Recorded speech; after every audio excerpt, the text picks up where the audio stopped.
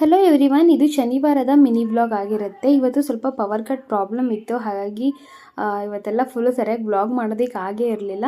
ಅಷ್ಟರಲ್ಲಿ ನಾನು ಸ್ವಲ್ಪ ಮೆಟರ್ನಿಟಿ ವೇರ್ ಡ್ರೆಸ್ಸಸ್ ಬಗ್ಗೆ ಹಾಗೆ ಒಂದು ವಿಡಿಯೋ ಮಾಡ್ಕೊಂಡಿದ್ದೆ. ಅದರದ್ದು ಈಗ ಆಲ್ರೆಡಿ ವಿಡಿಯೋ ಅಪ್ಲೋಡ್ ಮಾಡಿದ್ದೀನಿ, ನೀವು ಆ ವಿಡಿಯೋನ ನಮ್ಮ ಚಾನಲಲ್ಲಿ ನೋಡಬಹುದು. ಇದಾದಮೇಲೆ ಯಶು ಸ್ವಲ್ಪ ಬೆಂಗಳೂರಿಗೆ ಅಂತ ಹೋಗಿದ್ರು, ಬಂದರು. ಸ್ವಲ್ಪ ಯಾಕೋ ಹುಷಾರಿರಲಿಲ್ಲ ಅವ್ರಿಗೆ ಸ್ವಲ್ಪ ಬಿಸಿನೀರೆಲ್ಲ ತೊಗೊಂಡೋಗಿ ಕೊಡ್ತಾ ಇದ್ದೀನಿ. ಜೊತೆಗೆ ಹೀರೆಕಾಯಿ ಸಾಂಬಾರು ಮಾಡೋಣ ಅಂತ ಹೇಳಿ ಮಾಡ್ತಾಯಿದ್ದೀನಿ.